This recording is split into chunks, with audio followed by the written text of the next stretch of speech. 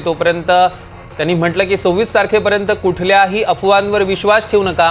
26 तारखेला सगळ्याच गोष्टी समोर येतील, त्यामुळे कोण काय काय बोलतंय यावर विश्वास ठेवू नका असं अजित पवार म्हणाले।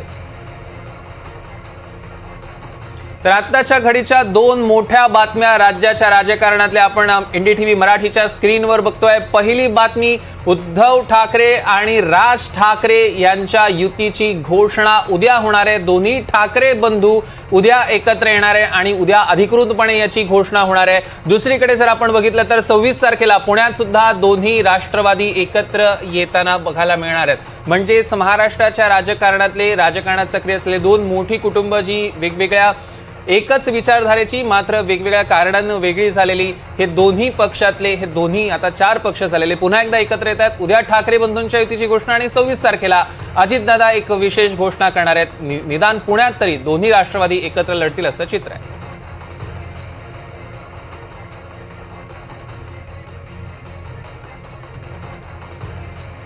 तर या संदर्भातले अधिकचे अपडेट्स आपण घेणार आहोत। या सगळ्या संदर्भात दोन ठिकाणून आपले प्रतिनिधी आपल्यासोबत जोडले गेले। मुंबईतनं आपल्यासोबत देवेंद्र कोल्हटकर आहेत आणि पुण्यातनं रेवती हिंगवे आपल्यासोबत जोडले गेले आहेत। सगळ्यात आधी आपण मुंबईत जाऊया। देवेंद्र, उद्या ठाकरे बंधूंच्या युतीची घोषणा होणार आहे, काय अधिकचे अपडेट्स आहेत?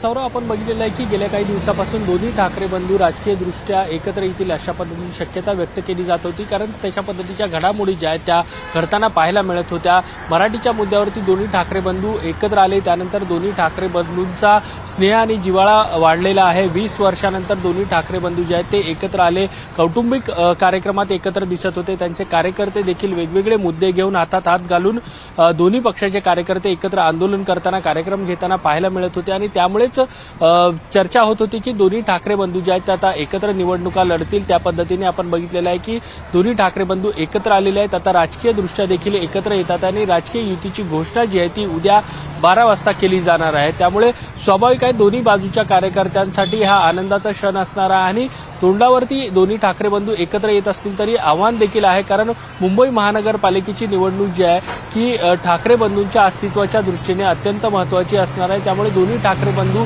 एकत्र आल्यानंतर मुंबई महानगरपालिकेमध्ये कशा पद्धतीने यश मिळवतील हे पाहणं महत्त्वाचं असलं तरी स्वाभाविक आहे उद्याची जी काही राजकीय घोषणा होईल एकत्र येण्याची, त्यामुळे दोन्ही बाजूच्या कार्यकर्त्यांना बळ मिळेल हे तर निश्चित आहे।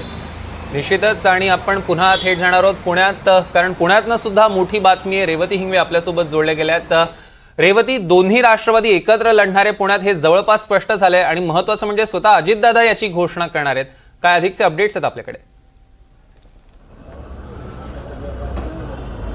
नक्कीच सौरभ, खरं तर 2 ते 3 दिवसांपासून अजित पवार हे पुण्यातील बारामती हॉस्टेलवरती सातत्याने भेटीगाठी घेत आहेत आणि इच्छुकांच्या मुलाखती देखील घेत आहेत। काहीसं नाराजी नाट्य देखील इथे झालं, पण त्यासोबतच आता सगळ्यात महत्त्वाचा निर्णय इथे घेण्यात आला होता आणि तो म्हणजे की दोन्ही राष्ट्रवादी पुण्यातील आगामी महापालिकेच्या निवडणुकांमध्ये एकत्रित लढणार आहेत। खरं तर एकंदरीतच नगर परिषद आणि नगरपंचायतीचा जर आपण निकाल बघितला तर त्यामध्ये पुणे जिल्ह्यात अजित पवारांचं वर्चस्व दिसून आलं, तर त्यासोबतच आता त्याच जोमाने कामाला लागले आहेत राष्ट्रवादी काँग्रेस अजित पवार गटाचे सगळेच कार्यकर्ते आणि तसं चित्र देखील इथे दिसून येत आहे।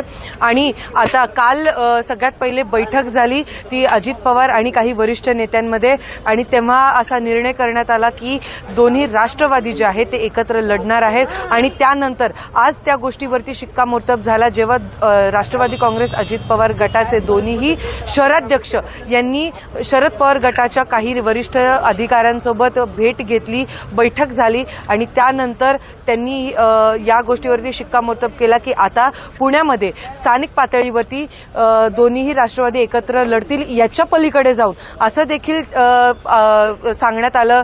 सुभाष जगताप जे राष्ट्रवादी काँग्रेस अजित पवार गटाचे शहराध्यक्ष आहेत त्यांनी सांगितलं की आमचा असं कुठलाही आग्रह नाही की घड्याळावरतीच लढलं पाहिजे आणि त्यासोबतच दोन्हीही राष्ट्रवादी 2-2 पावलं मागे घेण्यासाठी देखील तयार आहेत. म्हणजे आपण बघू शकतो की कुठेतरी मनमिलाप देखील झालेला आहे या पुणे महानगरपालिकेच्या निवडणुकीच्या निमित्ताने. तर आता स्वतः अजित पवारांनी देखील या गोष्टीवरती शिक्कामोर्तब केलेला आहे.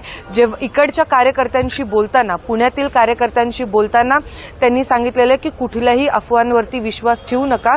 26 तारखेला याबाबत अधिकृत घोषणा होणार आहे आणि त्यानंतर अनेक ज्या गोष्टी आहेत ते देखील स्पष्ट होतील.